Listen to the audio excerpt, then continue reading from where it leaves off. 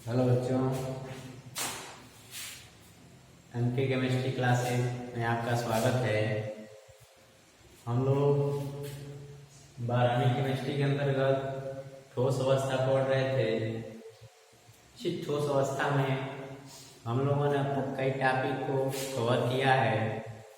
आज का जो हमारा टॉपिक है वो है परमाणु की त्रिज्या r एवं इकाई सेल के किनारों की लंबाई a में संबंध, relation between atomic radius and edge length of unit cell.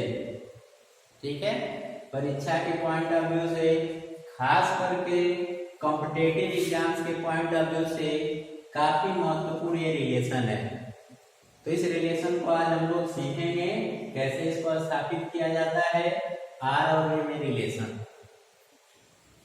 इसको शुरू करने से पहले बच्चों हम लोग कुछ इसके बेसिक चीजों को जानते हैं। सबसे पहले वो जानते हैं कि परमाणु की त्रिज्या क्या होती है। आपको इसके पीछे 11वीं की क्लास में जब पीरियोडिक टेबल पढ़ाया जाता है तो वहां पे जब पीरियोडिक टेबल की आवर्तिता बताई जाती है, उस आवर्तिता में परमाणु की त्रिज्या r के बारे में विस्तार से आपको बताया जाता है। क्या बताया जाता है वहां पे? एक तो सिंपल वे में ये बता देते हैं कि परमाणु के केंद्र से, इसको भी नाभिक भी बोलते हैं, परमाणु के केंद्र से अंतिम कोश की दूरी को परमाणु त्रिज्या कहा जाता है। अर्थात यहाँ से यहाँ तक की दूरी को जो है इस पूरे एटम की हम क्या कहेंगे? त्रिज्या कहेंगे। या एक मीनिंग और भी है जिसके हिसाब से यहाँ पे डायग्राम में आपको दिखाया जा रहा है कि दो परमाणुओं के केंद्रों के बीच की दूरी का आधा। ठीक है, जैसे यहाँ पे दो परमाणु आपको दिखाई दे रहे हैं, 1 और 2। एक बात और, चूंकि जो हम लोग ठोस पढ़ रहे हैं और ठोस के जो परमाणु होते हैं वो भी पास पास होते हैं, तो जो मीनिंग वहां पे होगी वही मीनिंग यहाँ पे भी होगी। इसीलिए आपको ऐसे बताया जा रहा है कि ठोस के एटम है, ठोस के परमाणु में पास पास हैं, और इन दो परमाणुओं के दोनों केंद्रों को मिला दिया जाए, और मिलाने के बाद जैसे हमने यहाँ पे मिलाया, यहाँ पे देखिए, जिसको हम लोग डी मान लेते हैं। ठीक है, तो इस दोनों केंद्रों को मिलाने वाली जो रेखा, इसका जब आधा कर देंगे, अर्थात जो ये डी है इस डी का आधा कर देंगे, तो हमको इस एक परमाणु या इसका मान लें या इसका मान लें, किसी एक की त्रिज्या मालूम हो जाएगी। तो आप देख सकते हैं हमने यहाँ पे लिखा है कि परमाणु त्रिज्या r बराबर d/2। तो इस प्रकार से हम परमाणु की त्रिज्या को ज्ञात करते हैं। आइए दूसरा समझते हैं कि इकाई सेल के किनारों की लंबाई क्या होती है। ध्यान दीजिए, जब आपको इकाई सेल पढ़ा रहे थे तो बताए थे कि हम लोगों को बच्चों इस लेसन में मुख्य रूप से क्यूबिक यूनिट सेल के बारे में ही पढ़ना है, घनी इकाई सेल के बारे में ही पढ़ना है। और इस घनी इकाई सेल का पैरामीटर हम लोग पिछले वीडियो में पढ़े थे। यदि आपने उसको नहीं देखा है तो उस वीडियो का लिंक इस वीडियो के डिस्क्रिप्शन बॉक्स में आपको मिल जाएगा, वहां पर बड़ी आसानी से आप उसको देख सकते हैं। सेल पैरामीटर, जिसमें आपको बताया गया था कि जो क्यूब होता है उसमें लंबाई, चौड़ाई, ऊंचाई सभी एक समान होता है, अर्थात जो एक्सियल लेंथ होता है ABC वो सब आपस में समान होते हैं, और जो उसमें एक्सियल एंगल होते हैं, अक्षीय कोण होते हैं, अल्फा, बीटा, गामा, वो भी आपस में बराबर होते हैं, और सभी के सभी 90 डिग्री होते हैं। तो इस परमाणु की त्रिज्या और किनारों की लंबाई में जो रिलेशन पढ़ेंगे वो हमारा घनीय इकाई सेल पर ही आधारित होगा। तो चलिए इसकी एज लेंथ कैसे निकालते हैं बच्चों? एच किनारा, तो कोई भी दो किनारा पकड़ लेते हैं। आपको मालूम है कि घनी इकाई सेल में कुल 8 कोने होते हैं। चूंकि सभी जितनी भी लेंथ सब बराबर है, तो कोई भी दो किनारा पकड़ लेते हैं, ये और ये। ठीक, और इसके बीच की जो दूरी होगी, अर्थात यहां से लेके यहां तक, ये आपको दिखाया गया है, यहां से यहां तक की दूरी को ही हम लोग इकाई सेल या यूनिट सेल की एज लेंथ बोलते हैं। इसी को किनारों कोनों के बीच की दूरी, यहां से यहां तक ले सकते हैं, यहां से यहां तक ले सकते हैं, ये ले सकते हैं, ये ले सकते हैं, ये कहीं भी ले सकते हैं। तो हमने यहाँ पे जैसे लिया है तो किनारों के बीच की दूरी यही ए, इसको ए से प्रदर्शित किया जाता है। तो आपने देखा कि परमाणु की त्रिज्या r क्या होती है और इकाई सेल के किनारों की लंबाई a क्या होती है। अब इन्हीं के बीच हम लोगों को रिलेशन निकालना है। चूंकि आपको बताया गया था कि जो सरल इकाई सेल होता है वो परमाणु की व्यवस्था के आधार पर 4 प्रकार के होता है। तो हम लोग उसमें से मुख्य रूप से जो परीक्षा में पूछा जाता है 3 का निकालेंगे। सरल इकाई सेल यानी प्रिमिटिव यूनिट सेल का, या इसको मौलिक इकाई सेल भी कहा जाता है। इसके बाद फलक केंद्रित इकाई सेल का और अंतः केंद्रित इकाई सेल। तीनों सेलों का हम लोग परमाणु त्रिज्या और a में रिलेशन निकालेंगे। तो आइए सबसे पहले शुरू करते हैं सरल इकाई घनी cell, simple cubic unit cell. बच्चों आप सबको मालूम है कि जो सिंपल यूनिट सेल होता है उसमें परमाणु कहाँ कहाँ होता है, कार्नर्स पे होता है। देखिए बनाया गया है यहाँ पे ये इस तरीके से 8 कार्नर्स पे जो है इसके एटम्स होते हैं।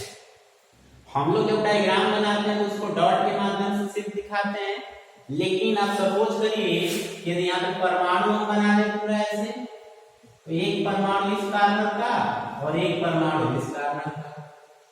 सबको समझ में आ रहा है? यदि हम लोग चित्र बनाते हैं तो इतने बड़े बड़े एटम्स को पूरा नहीं दिखाते, हम लोग तो सिर्फ डॉट दिखाते हैं। लेकिन आप सपोज करिए कि इस कार्बन का जो एटम उसको हमने यहाँ पे बना लिया और इस कार्बन का जो एटम उसको हमने यहाँ पे बना दिया। अब आइए R और A में रिलेशन निकालें इसका। ध्यान से देखिए, यहाँ से यहाँ तक की जो दूरी है ये, इसको हमने यहाँ लिखा क्योंकि अभी पीछे बताया गया है यहाँ से यहाँ तक की दूरी जो होती है वो इस परमाणु की त्रिज्या होती है। तो इस परमाणु की त्रिज्या जो होगी वो क्या होगी, R होगी। उसी तरीके से इस परमाणु की त्रिज्या भी यहाँ से यहाँ तक होगी, ये देखो मैं R पे लिखा है। और एज लेंथ यहाँ पे देखिए कि दो कोनों के बीच की दूरी को हम लोग एज लेंथ बोलते हैं। तो यहाँ पे देखिए A है, इसको A से प्रदर्शित करते हैं। इन दोनों में रिलेशन क्या हो गया बच्चों, R R, एक R दो R, तो हो गया 2R। और ये 2R किसके बराबर है, A के बराबर है। तो हो गया 2R = A। और इसको यदि हम लोग R के भाग में लिखें, त्रिज्या के रूप में लिखें, तो ये जो है क्या कहते हैं, इसको उधर भेजेंगे तो हो जाएगा त्रिज्या R = A/2। तो इस प्रकार से सरल इकाई सेल के लिए आपने देखा R और A में रिलेशन क्या आ रहा है, R = A/2। इसका स्क्रीनशॉट ले लीजिए, बाकी हम लोग अगला सेल इसके बाद पढ़ते हैं।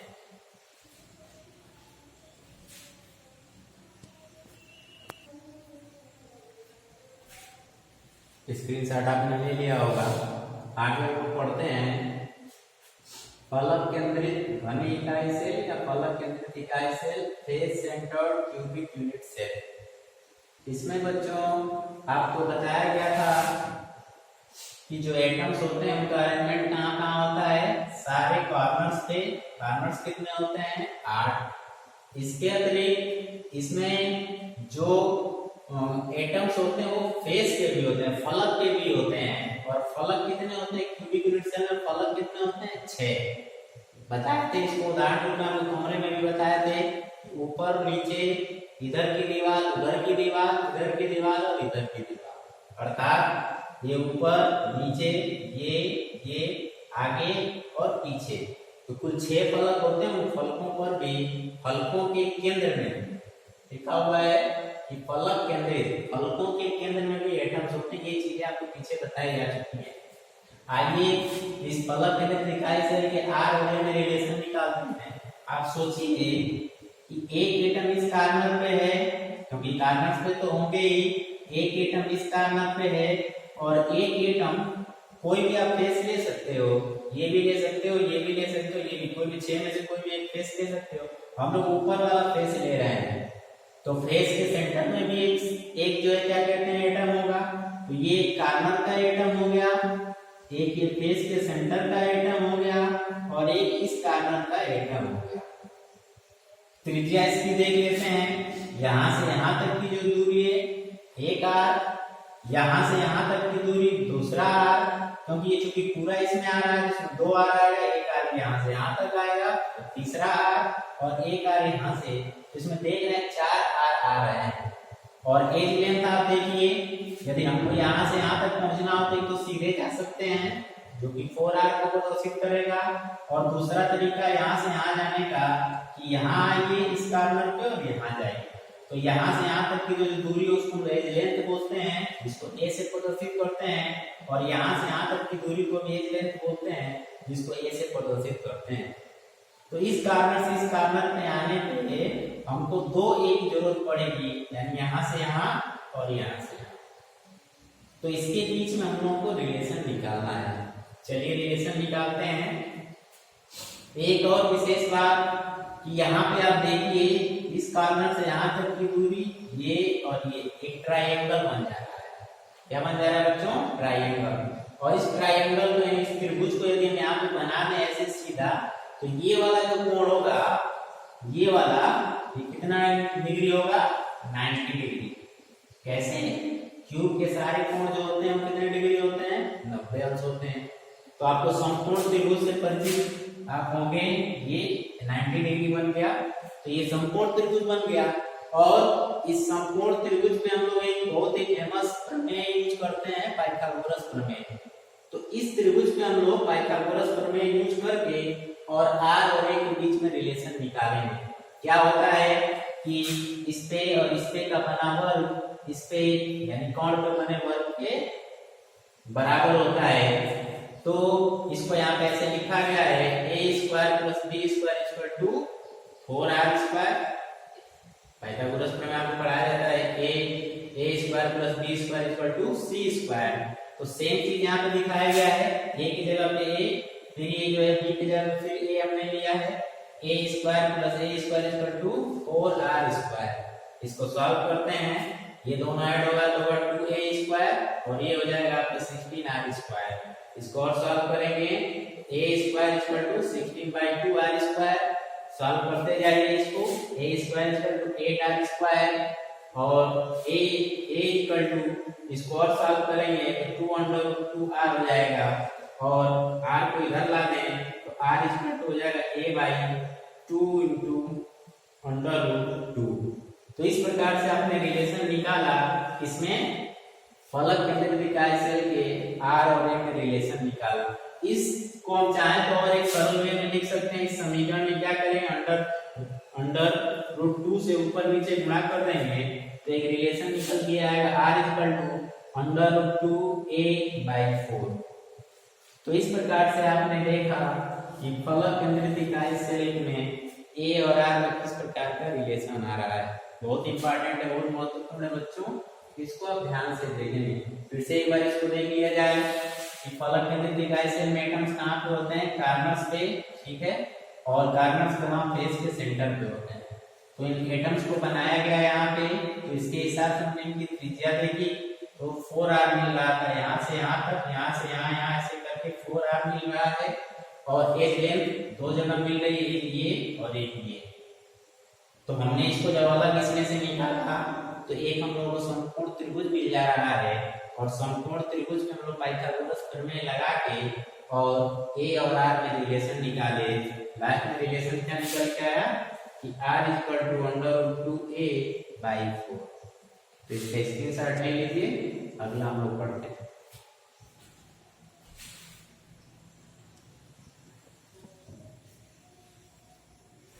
स्क्रीनशॉट आपने ले लिया होगा। अब तक हम लोगों ने 2 यूनिट सेल के r और a में रिलेशन पढ़ चुके हैं। तीसरा और लास्ट पढ़ते हैं अंतःकेंद्रित इकाई सेल। अंतःकेंद्रित इकाई सेल में बच्चों परमाणुओं की व्यवस्था क्या थी कि कार्नर्स पे तो एटम होते ही थे, इसके अलावा एक जो एटम था वो बॉडी के बिल्कुल बीचों बीच में था। कमरे में यदि इसको हम लें तो जैसे एक कोने पे एक एटम लगा दिए, एक एटम एकदम बीचों बीच में कमरे में, और एक एटम उस लास्ट वाले कोने पे हम लोग ले लेते हैं। ठीक उसी तरीके से आप देखिए यहाँ पे दिया गया है कार्नर्स पे एक एटम एकदम बिल्कुल बॉडी के जो बिल्कुल एकदम भीतर इसके बीचों बीच में आता है, और इस कार्नर को पकड़ लिए। तो एक एटम यहाँ पे, एक एटम बॉडी के भीतर, एक एटम यहाँ पे। तो इनकी त्रिज्या आप देखिए यहाँ से यहाँ तक 8r, यहाँ से यहाँ तक 1 R 2 R, यहाँ से यहाँ तक 3 और यहाँ से यहाँ तक 4, तो 4 R हो गया।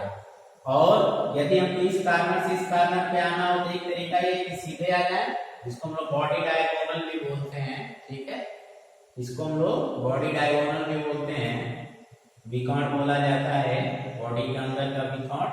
तो एक तो तरीका है कि यहाँ से 4R से पकड़ के सीधे आ जाए, और दूसरा एक तरीका है कि पहले यहाँ से यहाँ जाए, फिर यहाँ से यहाँ आए, फिर यहाँ से यहाँ आए, जिसको हम लोग एज लेंथ बोलते हैं। तो यहाँ से यहाँ तक एक ए, यहाँ से यहाँ तक दूसरा ए, और यहाँ से यहाँ तक तीसरा ए। फिर से एक बार इसको समझिए, मैंने ये कहा कि ये अंतःकेंद्रित इकाई सेल है। इस अंतःकेंद्रित इकाई सेल में एटम्स कार्नर पे भी होते हैं और कार्नर के अलावा एक बॉडी पे होता है। आप इसको छोड़िए, आप इस कॉर्नर का ले लीजिए और बॉडी के भीतर तो एक है, यहाँ पे हो जाएगा और आपका यहाँ पे हो जाएगा, ठीक है। तो किसी भी दिशा से बनाएंगे सिमेट्री इसकी यही बनेगी, बॉडी डायगोनल पे। और बॉडी डायगोनल में जो त्रिज्या कितनी आ रही है, 4R आ रही है, और इस 4R तक पहुंचने के लिए हमको 3 एज लेंथ मिल रहे हैं, 1 2 3। तो आइए इनके बीच रिलेशन निकाला जाए। यहाँ उसी तरह से पाइथागोरस प्रमेय के द्वारा इसको सॉल्व करेंगे। 4R, ठीक है, 4R 1 2 3 4, 4R इसका स्क्वायर कर देते हैं, किसके बराबर होगा, 1A 2A 3A, तो A square plus A square plus A square. इसको सॉल्व करते हैं तो इस 4R स्क्वायर का जो है सॉल्व करेंगे हो जाएगा 16R स्क्वायर, और इसको सॉल्व करेंगे हो जाएगा 3A स्क्वायर।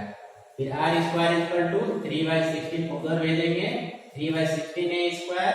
फिर इसके बाद इस R को उधर करेंगे, A square equal to 16R square upon 3, इसको सॉल्व करेंगे तो R इक्वल टू आ जाएगा √3A/4, ठीक है।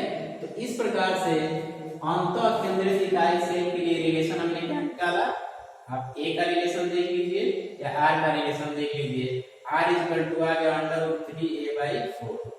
अब 3 हम लोग इकाई सेल पढ़े हैं और तीनों इकाई सेल के R और A में रिलेशन देखे हैं, उसको मैंने वहां पे समराइज किया, एक बार फिर से चेक करिए। सरल इकाई सेल के लिए R इक्वल टू क्या था, A/2 या A इक्वल टू 2R।